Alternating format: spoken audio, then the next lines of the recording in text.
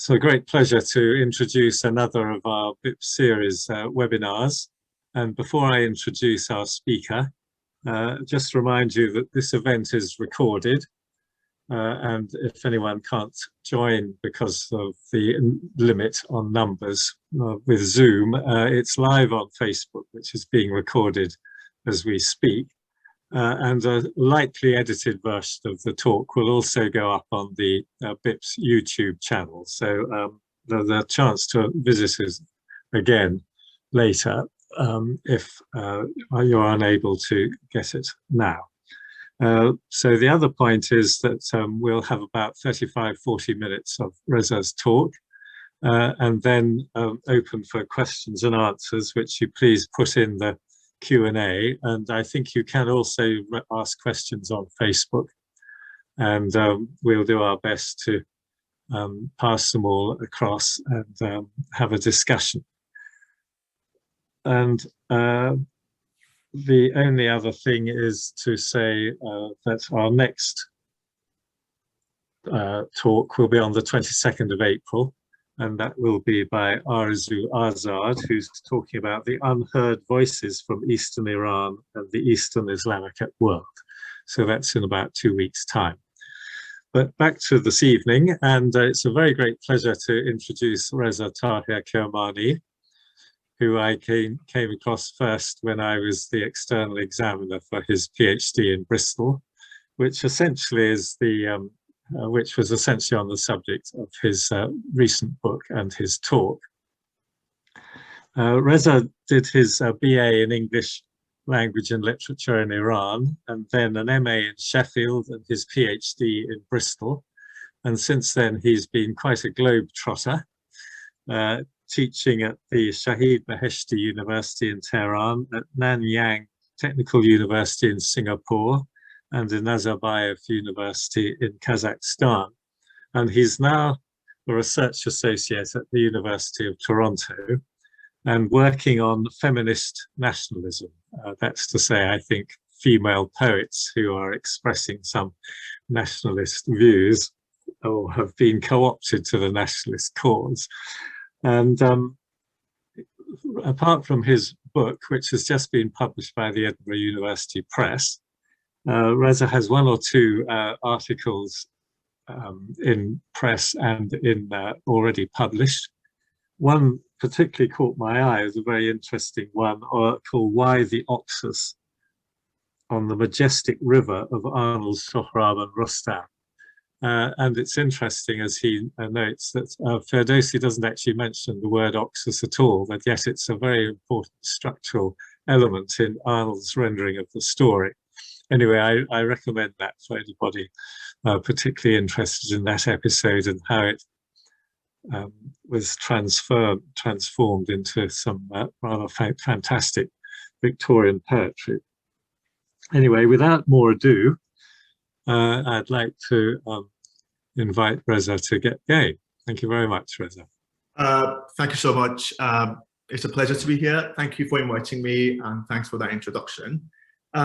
I have written down my introductory remarks as part of my paper, but before starting with my paper, I need to apologize because I'm going to have to look away as I'm reading my paper, because I thought it would be easier to have my PowerPoint presentation on the laptop on which I'm connected to Zoom, and then have my paper on a separate laptop. So my apologies if I constantly look away. And yes, good afternoon. It's a pleasure to talk to you today about my work.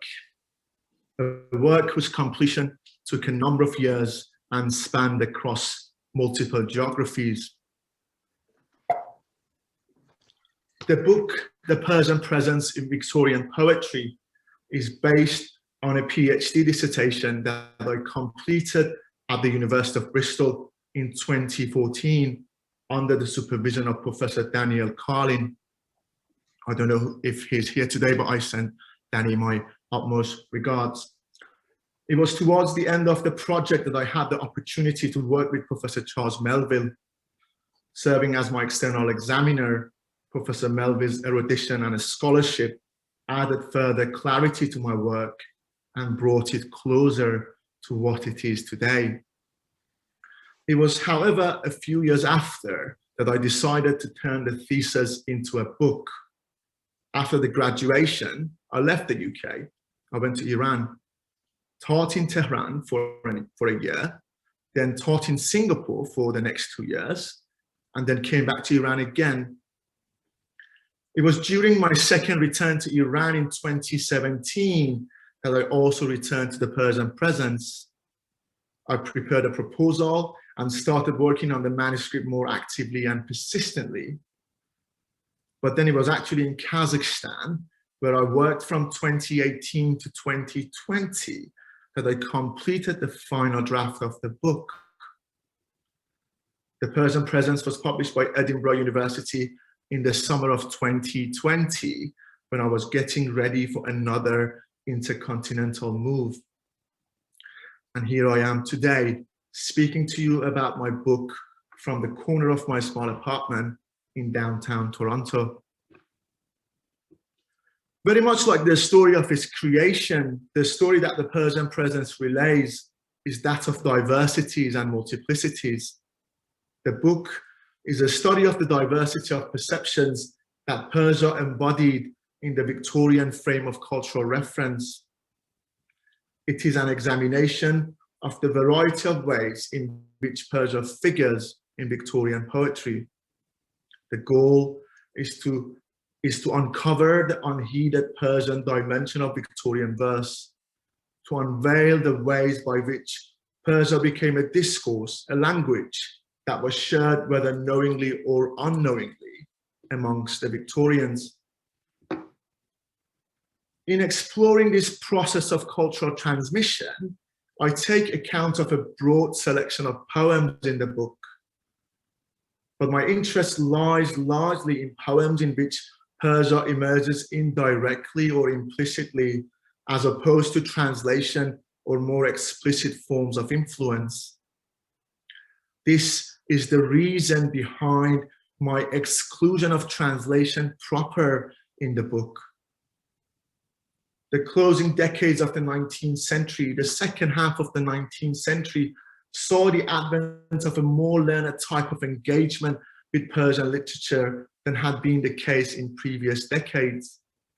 The work of scholars and enthusiasts such as Edward Cowell, Edward Palmer, Henry Wilberforce Clark, Jesse Cadell, Gertrude Bell, and a number of other scholars and enthusiasts introduced in Britain a more authentic understanding of Persian literature that was mostly based on a first-hand knowledge of the language and direct contact with Persian literary cultural material. As significant and as valuable as these cultural productions are, their study lies beyond the boundaries of my book and my talk today. The reason for this divergence is partly due to the scope of my book. My focus in the Persian Presence is primarily on mid-Victorian poetics, but the reason for this divergence is also due to the critical framework of my book. My aim in the Persian Presence is not to study what is visibly Persian, but to disclose the unnoticed and the unobserved Persian particles of Victorian poetry. This is, of course, not to deny the importance of translation. Edward Fitzgerald, after all, presented his Rubaiyat as a translation, and the poem had a major role in shaping British perceptions of Persia in the 19th century. Matthew Arnold's Sohrab and Rustam was also an indirect translation, and both of these poems are two of the case studies that I study in the book, and I return to further in my talk. But in my approach even to these poems, which are taken more often as translations, and I would say rightly so, I place a particular emphasis on elements that might be less visible to readers who lack knowledge of Persian literature and culture in its original forms. The objective is to examine the ways in which Persia was received, circulated, and represented in Victorian poetry. The term Persia has multiple and shifting associations in the 19th century, but one strong connecting thread can be discerned in the poetry of the period, and that is the persistence of a fantasized Persia, compounded of ancient and in some cases mythic elements. This is my underlying argument in the book, that the Persia of Victorian poetry, however diverse in concept and construction, is imaginary. It is fantastical with little connection with historical reality. The book The Persian Presence is of two uneven halves. My goal in the first part is to break down the British perception of Persia into its diverse conceptual and thematic constituents. In doing so, I open the book, I begin my first chapter with studying a range of sources from which the British could derive their knowledge of Persia.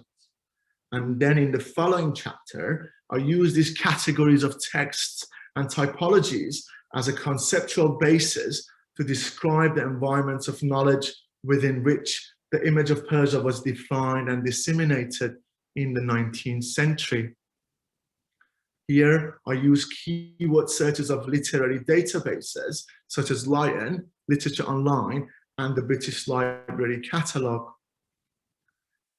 A preoccupation with certain classical or biblical texts shows up even in the broad, undifferentiated findings of a keyword search and will suggest something of the compelling force of such texts in shaping people's perception of Persia in the 19th century. We can see this in the way 19th century poetry treats the biblical image of Persia, for instance. Persia enters largely into the historical portion of the Bible, and its connections with the fortunes of the Jews are particularly close and direct. There is an array of information on Persia in the Old Testament, predominantly in relation to the end of the biblical period. But the Old Testament's image of Persia is mixed. The Persians are at times praised for their benevolence and benefaction, but then this very quality has its dangerous side, as in the story of Esther, where the vulnerability of the Jews as a minority is exposed. 19th century religious poetry reflects this dichotomous depiction of Persia in the Bible. Where Persia's role is favorable, its poetic representation is dignified. Where it appears as a threat, its image is degraded. As an example, let us look at Joseph Hart's Captivity in Babylon, which came out in 1840. Hart's poem relates the story of the fall of Babylon. Persia, Cyrus, and Darius are all featured in this long narrative poem with an approving image. Sorry, I just need to, okay. At the end, and after recounting the sequence of events that leads to the emancipation of the Jews, the poem speaks of the Persians as follows. Darius sleeps where Media's monarchs sleep. In monumental pomp and on his throne, the Persian Cyrus sits, his state to keep and rule the subject nations, now his own. The allusion to the court of Cyrus as stately may at first seem both cliched and naive.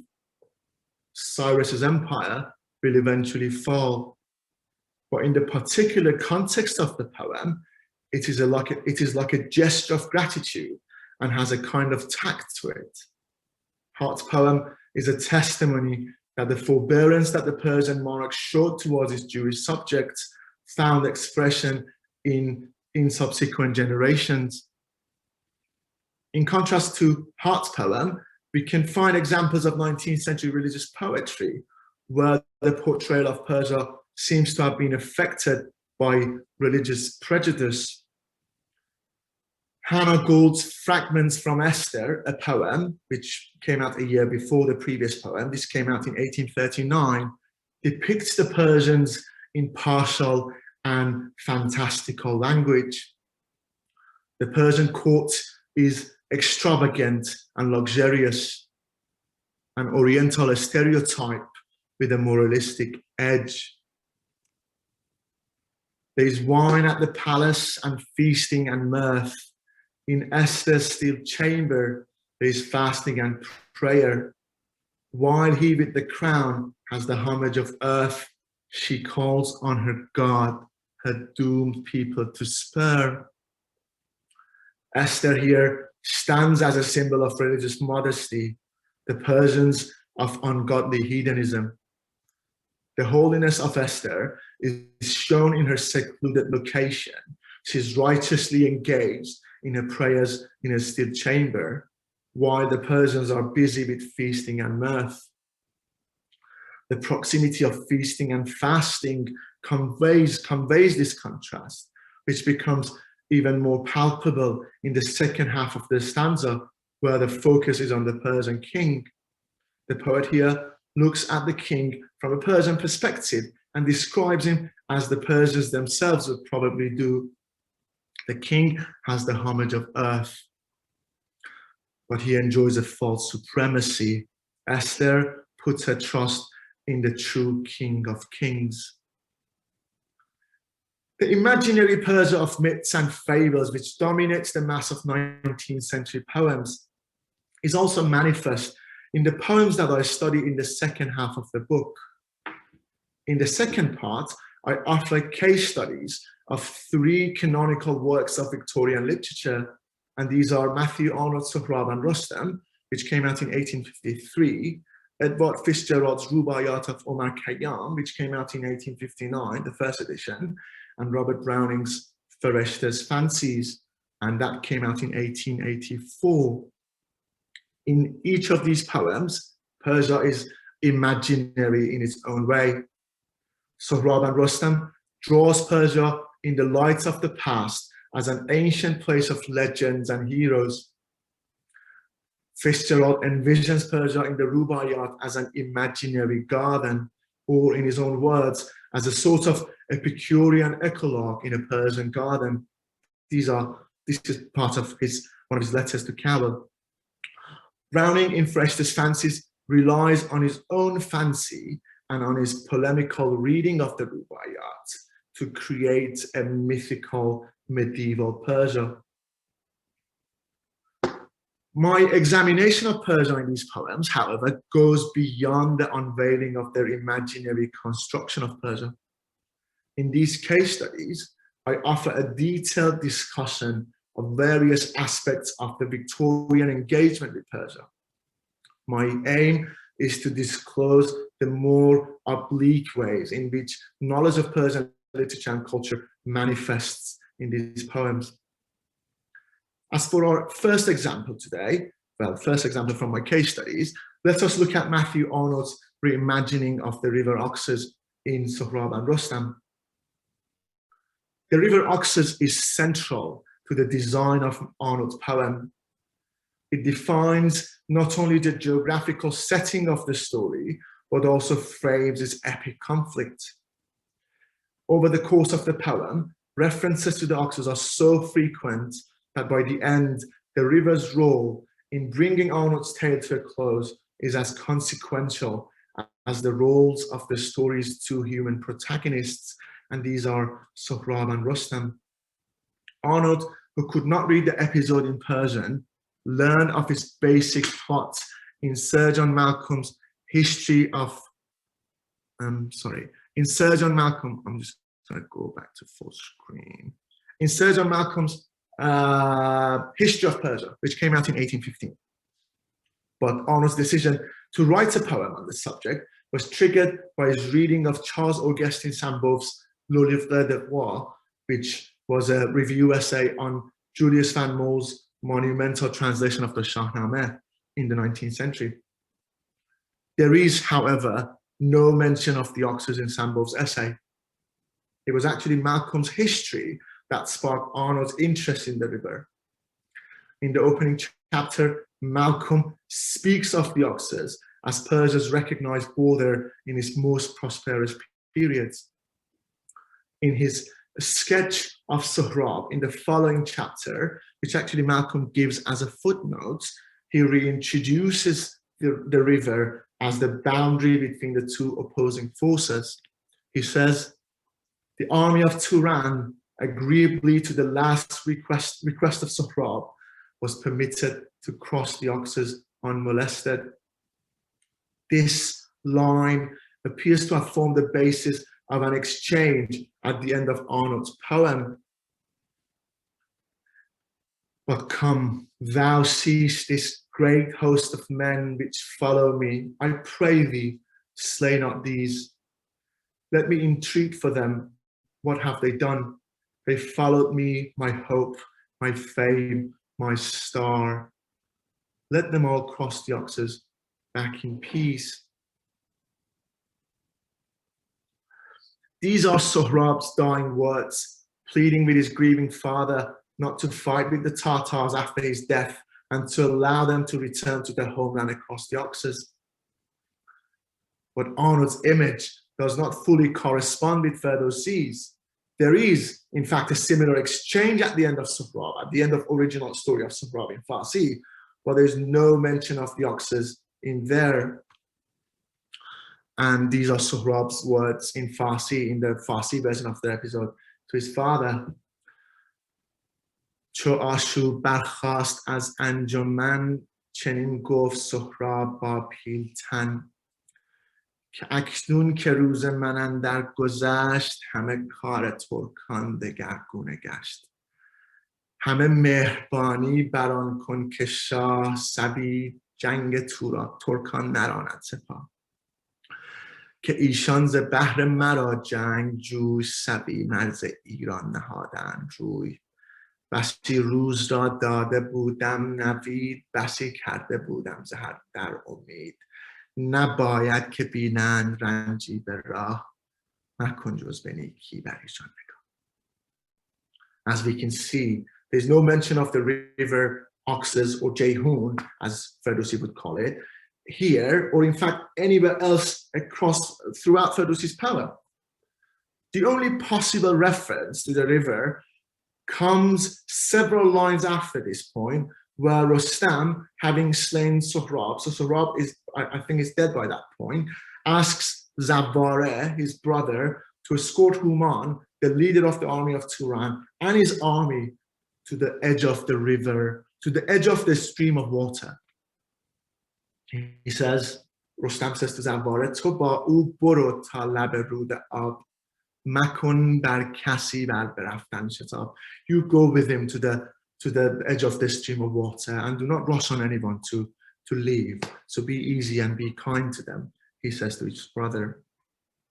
The river that Rostam is referring to here is the Oxus, and this is likely to have been the basis of Malcolm's remark.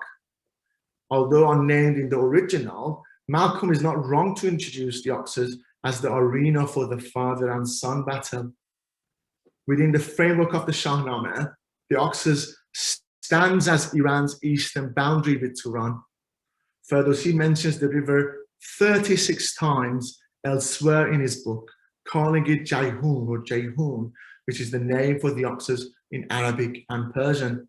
And in many of these references, he identifies the river as a demarcation between Iran and Turan, and actually that has a sort of Avestan source. The identification of the Oxus as the boundary between these two states. Malcolm then is the immediate source for Arnold's setting of the action in this region.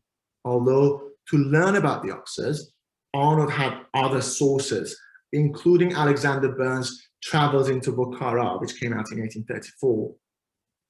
But also Arnold had other ideological reasons for his foregrounding of the Oxus in the poem. Unfortunately, I can't go on talking about the Oxus as much as I'd like to, but I have written about the river in the book and elsewhere I've published about the Oxus.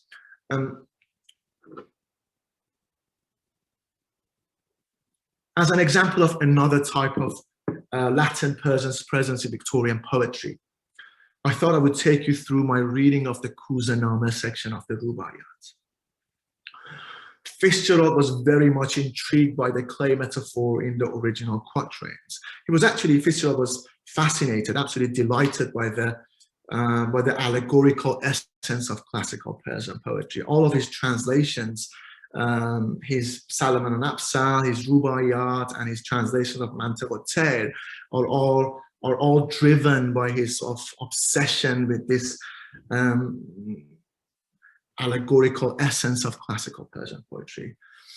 So he, in the Rubaiyat, even though there is no allegory, he sort of made his own allegory. He rearranged all those quatrains which featured clay as an anthropomorphized entity and created the Kuzaname. He even named it Kuzaname, a symbolic tale of a group of speaking pots who sardonically reflect on questions of creation and the afterlife. Fitzgerald's allegory in the Rubaiyat begins with these two quatrains, 59 and 60. Listen again, one evening at the close of Ramadan, the better moon arose. In that old potter's shop, I stood alone with the clay population round in rows. And strange to tell, among that earthen lot, some could articulate while others not. And suddenly one more impatient cried, who is the potter, pray, and who the pot? These quatrains are made out of a single rubai in the original, and this is rubai 103 in the Uzdi manuscript. It's the very famous Khayyami rubai that many of us, many sort of Farsi speakers know. I read the Farsi rubai. Raftam be dar kouzegari giram doush didam 2000 kouze guya و خموش ناگه یکی کوزه برآورد خروش کو کوزه گر و کوزه فروش. Fisher's translation is not direct, but it is, I think, remarkably close to the original. Fisher was initially uncertain about the translation of the word ku kuze garo kuze kharo kuze furush. He wrote to Cowell in May 1857 asking about the quatrain. I must transcribe my sketch for the second of those pater tetrasticks, as I'm not sure of the meaning of the last line. I've taken it to be, what? Does he who molds the pots traffic in them? Or does it only mean here are we pots made by whom, for whom, and for what end? Which I suppose is right after all. Interestingly, Fisher knew perfectly well that ku means where in Persian, since a pun on this word formed the climax of the stanza found by Robert Binning at Persepolis and translated by Fitzgerald in Endnote 11. Robert Binning was one of the visitors of Iran, Persia in the 1850s. His book came out in 1857, and it was one of the books that Fitzgerald read as he was working on his translation and as he was sort of obsessed with Omar. And he saw a Farsi sort of transcript of this verse in Binning's book, and Binning had seen that in Shiraz, I think. So he translated this verse, and this is the poem. This palace that its top to heaven threw, and kings their forehead on its threshold drew. I saw a ring dove sitting there alone, and coo, coo, coo, she cried, and coo, coo, coo. This is note 11 at the end of the Rubaiyat. The beauty of Fitzgerald's translation lies in the fact that even though he could not have known the difference between koja, where, and its abbreviated form ku, also where in Farsi, as well as the reason behind the use of ku instead of koja in the original, he preferred to use the word who instead of where, as he thought it would better convey the message of the original.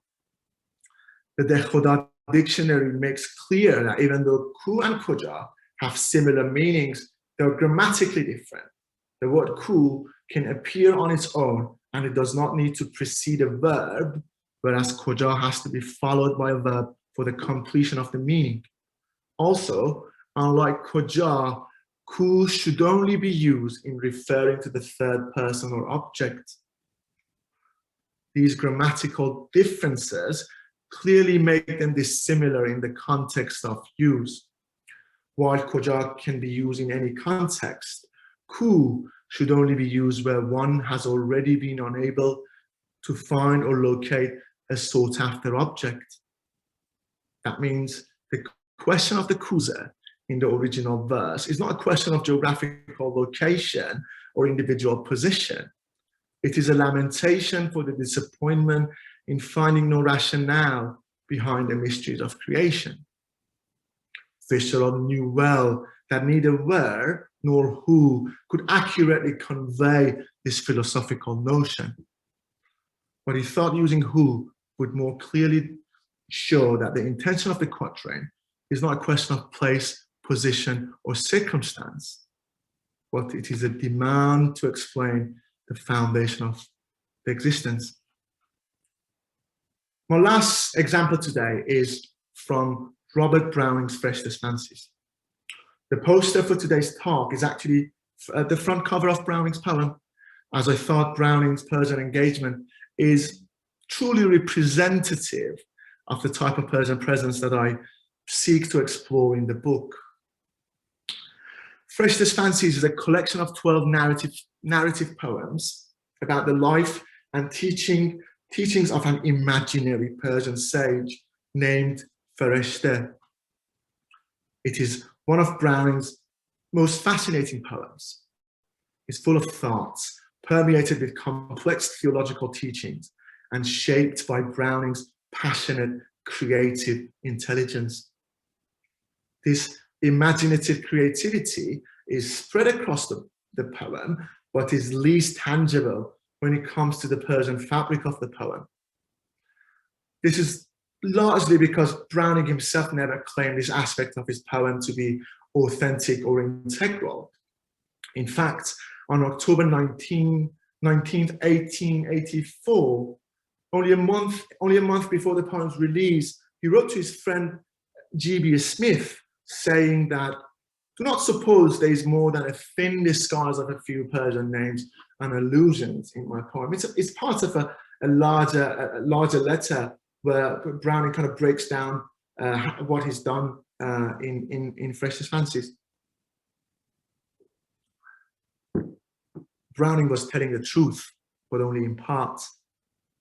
Beneath the poem's Persian surface exists another, less demonstrative layer of allusions, some of which may be the result of an unconscious or unintended infusion of knowledge about Persian culture, picked up by Browning from many sources, among which Fitzgerald's Rubaiyat.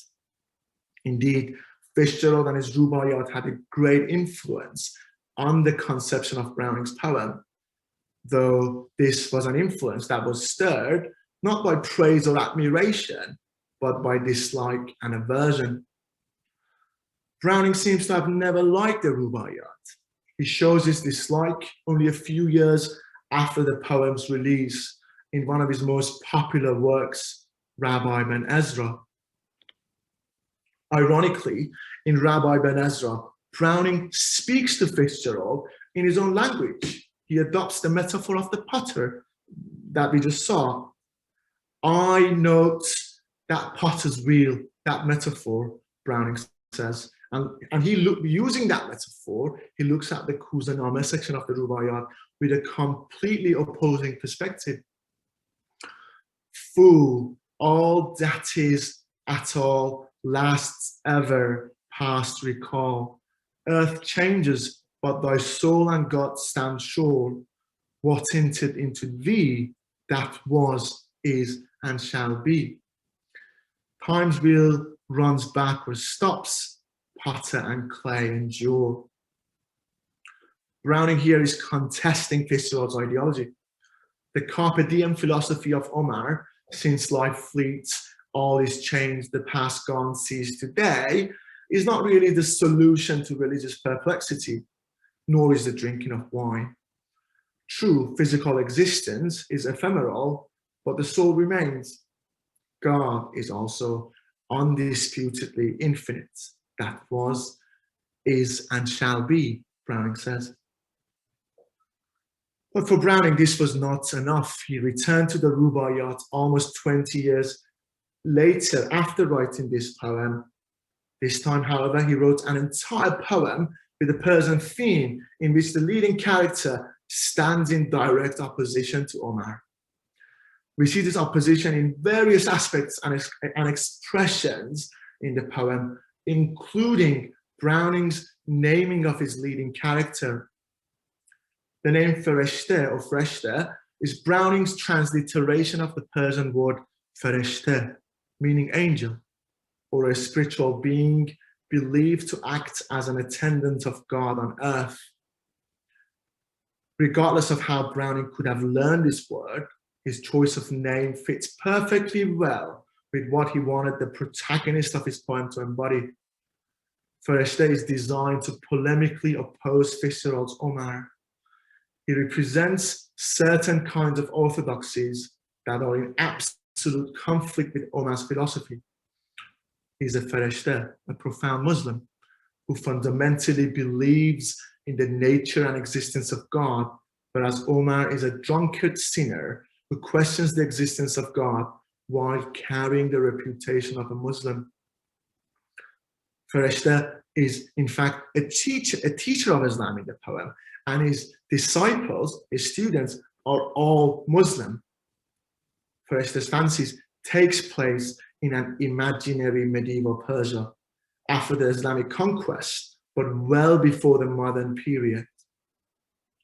Yet, the understanding that the poem offers in constructing this image of a Muslim country implies that Persia is just not an Islamic country, but also a Shia country. So that distinction is made clear in the poem. The third poem in the volume is, for example, titled Shah Abbas, the name of one of the most prominent kings of the Safavids, who made Shiism the religion of Persia in the 16th century. It is also in this poem that Fereshteh delivers his first lesson as a full dervish. He reaches of completion. And the first lesson that he delivers happens to be on Ali ibn Abi Talib, cousin and son-in-law of Prophet Muhammad, known by Shia Muslims as the rightful inheritor of the Prophet. The poem Shah Abbas is Fereshteh's vindication of the truthfulness of the account of Ali's life. In this poem, Fereshteh uses three anecdotes, and what is quite remarkable is that Fereshteh actually teaches in the same way that an Eastern sage would teach. So he teaches in parables. To argue, he uses three anecdotes to argue that a fervent desire to believe has more value than an intellectual acceptance of belief. This is Fereshteh's lesson. As in other poems in the book, the central argument is initiated by a student. As Fereshteh pauses abrupt, the student asks, "Master, explain this incongruity. When I dared question, it is beautiful, but is it true? Thy answer was, in truth lives beauty. I persisting beauty, yes, in thy mind and in my mind, every mind that apprehends, but outside, so to speak, did beauty live in deed as well as word? Was this life lived? Was this death died, not dreamed?" Fereshteh's student here is inadvertently voicing Keats's words in Ode on a Grecian Urn to challenge the premise of Fereshteh's argument in defense of the credibility of the account of Ali's life. 2 points, however, are unclear. The name or the nature of the role from which Fereshteh is reading, and the reason behind Fereshteh's pause. While the former remains unspecified, so we're not given the name of the role, we're not told, the latter becomes clear further in the poem.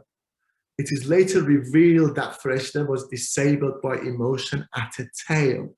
And the tale that is referred to here is what Fereshteh was reading from, the narrative of Ali's death or Ali's assassination. Farishta weeps when he reaches the part in the role that relates the assassination of Ali. But how do we know this? The student's opening question makes this clear as he refers specifically to Ali's legendary death. Was this life lived?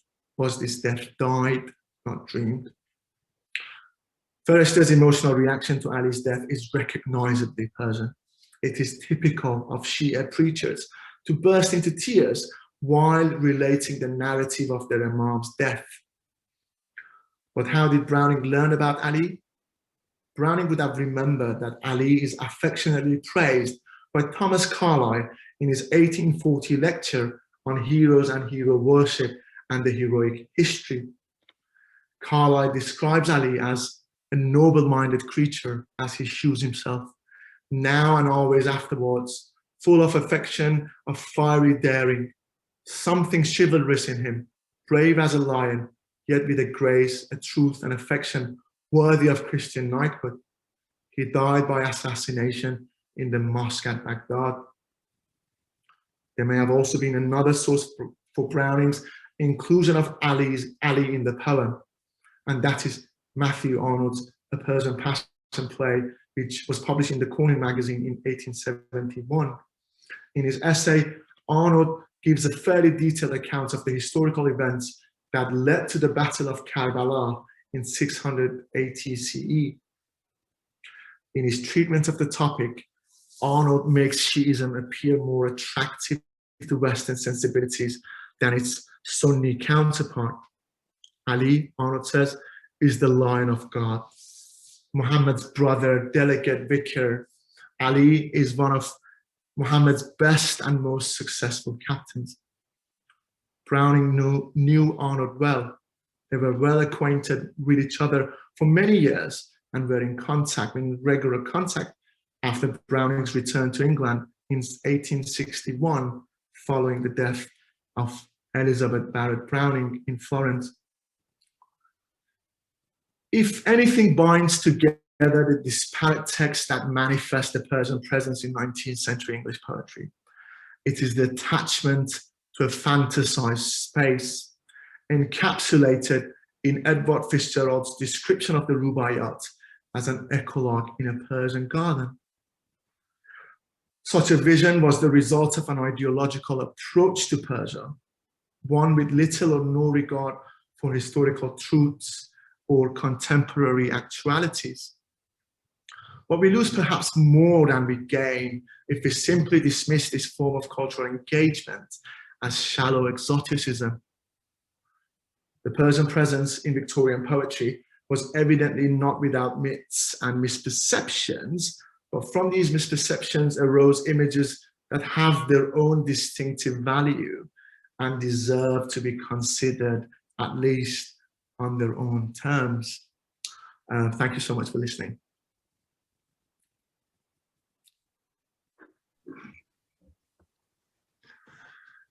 Thank you, Reza. I just wonder if you had any more slides on your PowerPoint which you stopped showing us. Did I? Yes. So you didn't have my slides? No. Oh. You must. I thought you deliberately turned it off at some point because it was difficult to attract your attention. Oh, anyway, what a shame. Yeah, never mind. Maybe you could stick them up now while we're talking, and just so people could see what you were reading. I guess they were some of the poems. I don't know what happened. Anyway, we've got one or two questions coming in. I wonder if I could start with a question of my own, though, while we wait for a few more to come in. You said at the beginning that, I mean, quite rightly, that you weren't going to just talk about translations, but more about more hidden things. But it seemed to me that you were actually talking about translations, and you said yourself that it was right to consider Fitzgerald and anyway Arnold as translations. I just wonder So in other words, that wasn't terribly hidden things. I mean, they were relatively open and obvious borrowings or direct influence, you might say, more direct influence. I just wonder how far this percolated down to other texts that were, well, how to put it? I mean, like in Shakespeare, for instance, there are bits referring to Persia or to things that are happening in the world around, like her husband to Aleppo god and things out of Hakluyt and so on. I just wonder if there were more subtle metaphors just creeping in, not in such a, not in a work that's so completely focused on Persia. I mean, if it comes in other poems, sort of random references to Iran or to something in Persia or people that aren't in such a Persian context. Absolutely. I do actually talk in the first part of the book. I do explain all these various forms of references that are made to Persia in 19th century poetry. And I do talk about how so many of them are actually not directly concerned with Persia and actually are references to sort of intermediary texts, third texts that had made references to Persia, and yes, classical, biblical, early modern texts. But the larger point that I make is that this imaginary Persia was always, there was a sort of an insistence on making Persia look as imaginary as it is. So they didn't want to let go of this idea, this dreamy idea of Persia. And actually by looking at these older texts and by making these, by sort of reintroducing these older references, they were reinforcing that idea of an imaginary Persia, because modern Persia was, even though it was available, but it wasn't as sort of attractive and as popular, and they were more keen on reintroducing and bringing those older references again. Yes. Would you say, essentially, I mean, leaving aside the word Orientalist, we're talking about romantic poets, really, aren't we? Yes, I think if you move through the 19th century, you could see a progression in the way Persia is seen. And so yes, Sir William Jones made a sort of a significant intervention, and then there were other people, I'm trying to remember names, I can, and there were other people right at the end of the 18th century and in the beginning of the, I think Leiden was one of them, Hindley was one of them, he was from Manchester, and these were doing proper scholarly work. But then again, the interest was that in that imaginary, exotic, what Byron does. I mean, Lala Ruch is an example that comes to my mind. But then the more we move in, the more we see that it's becoming more solid, if you like. There is at least a new trend of thought emerging, and something that hasn't been done, and I would like to get to in the future, is the role of Cowell. Cowell was sort of pushing a lot of people that we need to sort of like drop these imaginistic and fantastical engagements with this literature. So you could make it a sort of a parallel between Cowell and Jones. So Cowell was like a second Jones right in the middle of the 19th century, but with much more knowledge and with bigger access. Cowell actually went to India. He got a job at the Presidency College in Calcutta. So yeah, sorry, just to go back to the question, the more we move in, the more refined, the more academic, the more authentic and reliable the knowledge of Persia becomes, and the representation of Persia becomes. And Edward Fitzgerald is actually, I think, is the sort of right in the middle, and he represents both the previous endeavors, because his translation is not entirely, it's not as scholarly. It's beautiful, it's magnificent, but it's not the most direct and accurate translation. But he was also trying to learn Farsi, and he was making sure that he was trying to make sure that he knows the language. Yeah.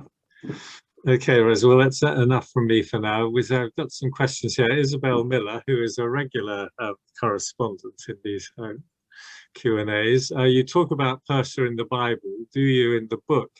consider the influence of the discovery by Europeans, perhaps the rediscovery in the 19th century of the ruins of Persepolis and the photographs or engravings of them in the poetry?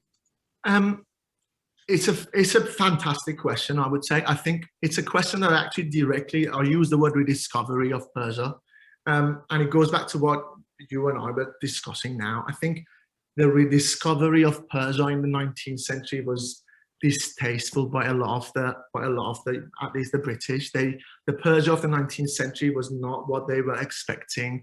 They had to come and sit down with the Qajars and the sort of the political engagement that they needed to engage in wasn't as in the way that they would have liked them to go. And they came to Iran, and instead of, they had these sort of, again, these mythic medieval or older ideas of Iran or Persia, but then they came and they saw Persia, and it wasn't what they had in mind and they had envisioned. And actually this again reinforces and made them, push them more to see Iran in the mirror of the past, because the modern Iran was just not, it just didn't look as pleasant to them.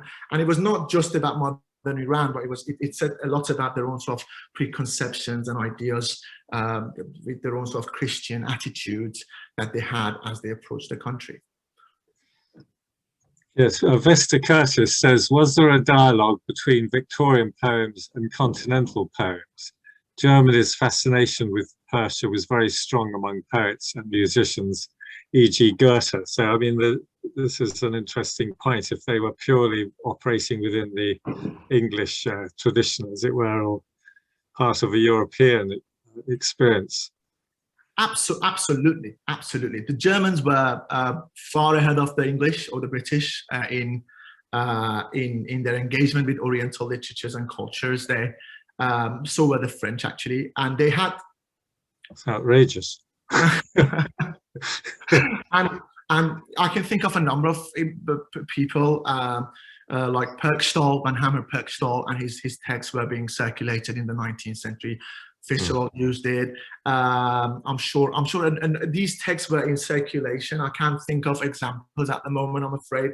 But when you actually sort of dig deep in studying these texts and studying the sources behind these texts, you could see that how many French and German, I'm trying to think of the French scholars that Fischelot, for instance, as he was translating his Manterote, he wouldn't even, just reading their books was not enough for him. He would actually write to them, and he would engage in direct communication with them, because he always thought that he didn't have the academic backbone of was Gobineau one?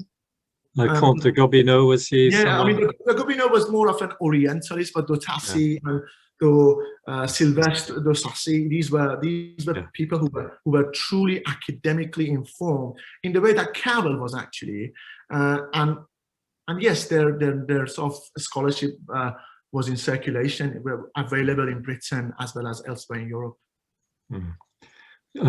Thank you. Jane Lewison has a nice question. I think probably you haven't, but have you investigated other interpretations or depictions of Persia and Persian culture in other art forms like Mozart's magic flute, Granville Bentock's pantomimes, and dances on Persian themes, Herbert Weidoff's Foxtrot, Omar's Dream, and Persian influence on Debussy? I haven't thought about them. I send my regards to Jane and my greetings, and I have. It's a beautiful idea. I'm sure there's a lot to be said. I know Professor Dabashi in his Persophilia talks about them, but then he kind of diverges from that topic. But I have thought about this sort of other Persianisms that you see in the European engagement with Persia, but I haven't sort of truly engaged with them. No, I'm afraid. But thank you for that reminder. Yeah, because after all, anyway, in opera, the musical score, I can't remember what that's called offhand, would be maybe poetry. I mean, the libretto. Anyway, You've had some compliments, nice paper and so on. Shah and Musavi, how did you become interested in this topic? So that's a really good question. So I sort of grew up in a family of readers. My parents were readers, and they brought us up with literature. And I went to the UK to study English literature, but in the year that I was doing my master's in Sheffield was the year that Oxford University Press released an edition of the Rubaiyat. And the person who was working on that edition happened to be one of the professors there. And I was actually more interested in German literature at the time. But then I sat down with Professor Daniel Carlin, who became my academic advisor and a father figure to me up until this very moment. And we discussed ideas, and he told me, why do you not go and look at these texts from your perspective as an Iranian, as someone who has this sort of knowledge, of Persian literature and culture, and it gradually sort of blossomed into what it has. Yes.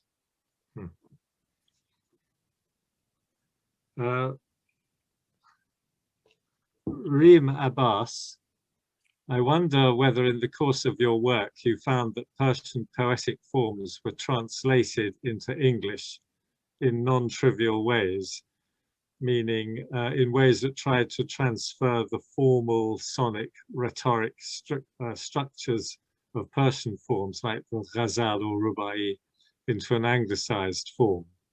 Could you talk a little bit around this?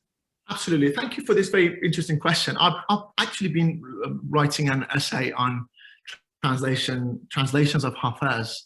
I think Hafiz is probably the best example that I can think of at the moment. And the English were almost obsessed with, and they still are, well, the English translators, I would say, to encapsulate, to be able to capture Hafiz in English. I mean, you see Dick Davis actually writing poems on the sort of the elusiveness of Hafiz.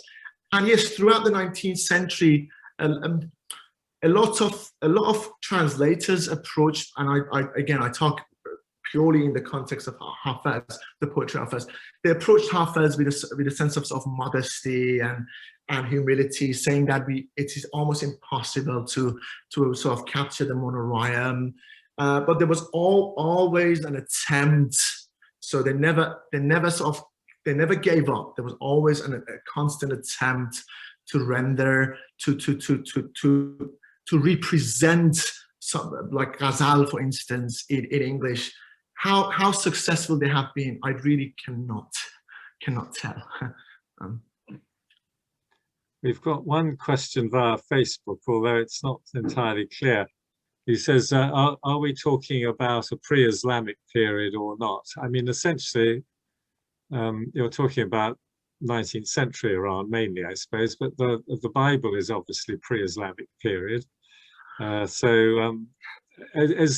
you notice a particular emphasis on either the Persian Empire and people like Cyrus, or is it more on more contemporary Persian figures?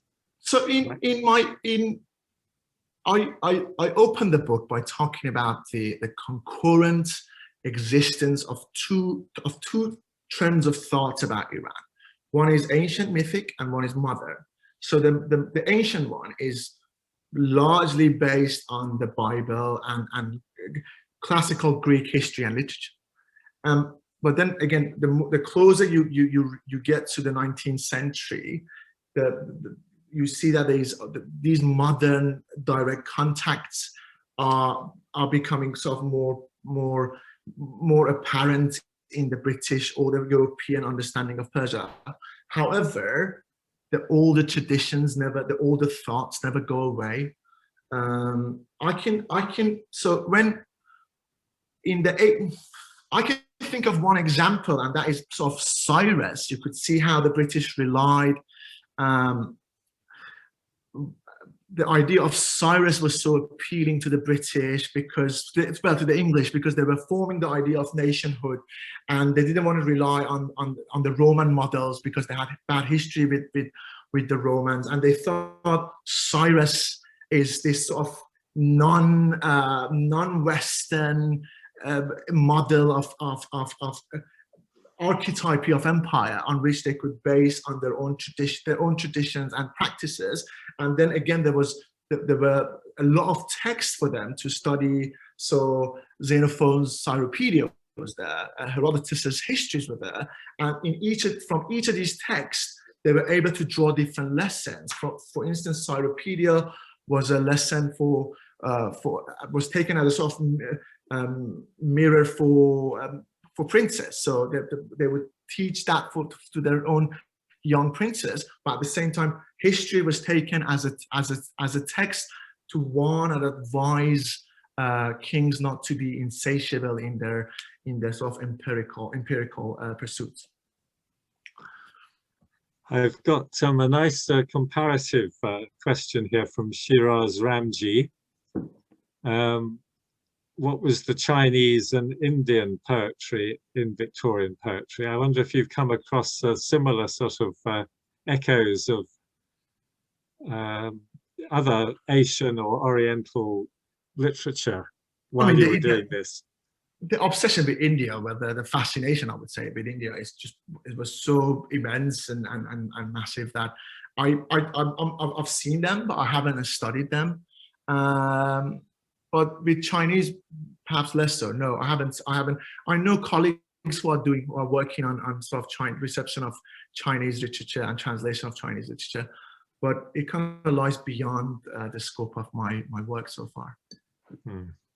So it's a good point. And presumably, I mean, thinking in terms of the British Empire and colonial activities, I mean, they must have engaged, after all, with indigenous literatures all over the place. Absolutely. Whether Iran was a particularly strong trend in this or just one among many, I suppose it would take a broader study to flesh that out. I would agree with that. Yes, I don't think there's anything in particular sort of like extraordinary about the Persian literature. I think it's just something that has received more attention, and the reason for that is because of this obsession with Persia. So that if that obsession existed with China or India, we would have had probably more scholars are studying China or the sort of appropriation of Chinese and Indian literature. It's not the case that they don't exist. It's because we haven't given them enough attention. I've got one, Ashish Zishan Junaija Khan from Facebook. Haven't Western Orientalists tried to remove a lot of Islam from Persian poets, e.g. Rumi or Hafiz, sort of downplaying the Islamic side of it and perhaps emphasizing other aspects? Yes, they have. I think that the image of Rumi that we see, the modern image of Rumi that we see today is just, it's not Rumi. But we can't force them not to translate those in the way that they do. What we could do is to train more scholars, more capable translators, more knowledgeable translators who approach these texts, who can render these texts with true knowledge of the sort of the sort of ideological and theological teachings that are embedded in these poems. But yes, I agree with that observation. Yes. Well, I don't think there are any more questions, and no more from Facebook, as I can see. Oh no, well, Reem Abbas follows this up. I'm writing, that was the one who asked you about about how did you get started, I think. Anyway, I'm writing a PhD on Basil Bunting's Persianisms, mainly focusing on how classical Persian influences his poetic soundscapes in English. I would be really interested to hear your thoughts on his Persian translations if you came across them. Have you heard of Basil Bunting, 20th century? No, I mean, I may have, but if they send me an email, I'm more than happy to engage with them. Absolutely.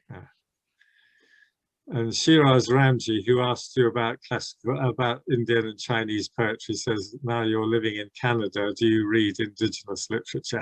Not lots of this lovely moose, I guess. No, I'm afraid not. But it's on my to-do list. Yes. Good. One more. I expect we're all getting tired. Not me, of course, but everyone else. One more from Facebook. Maybe two. Let's just see something on Hafiz.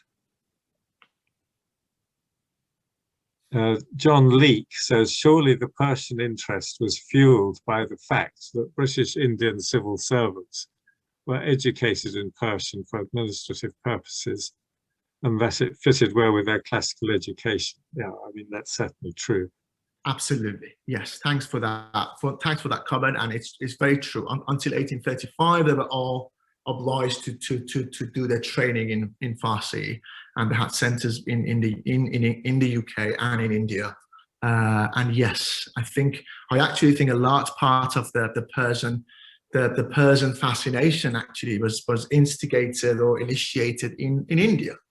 It was only the British interest in Iran or in Persia was almost, the political interest was almost very sort of flimsy. They weren't really sure what to do with Iran. And I mean, you read a book like Persia and the Persian Questions, and Curzon's, he writes this entire epic saying that this country is important and we need to go there and engage with them for whatever purpose that he had.